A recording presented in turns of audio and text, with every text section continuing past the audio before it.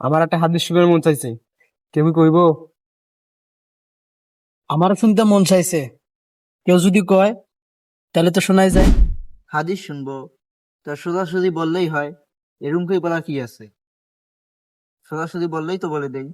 রাসূল সাল্লাল্লাহু আলাইহি ওয়াসাল্লাম বলেছেন যে কোনো ব্যক্তি যদি আল্লাহ তাআলার বান্দাকে ক্ষমা করে দেয়, আল্লাহ তাআলা তেনাকে ক্ষমা করে দেন।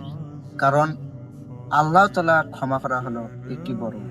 এবং রাসূল সাল্লাল্লাহু আলাইহি ওয়াসাল্লাম আরো বলেছেন যে যে নিজের নফসের সাথে জিহাদ করা, এটা হলো সবচেয়ে বড় জিহাদ।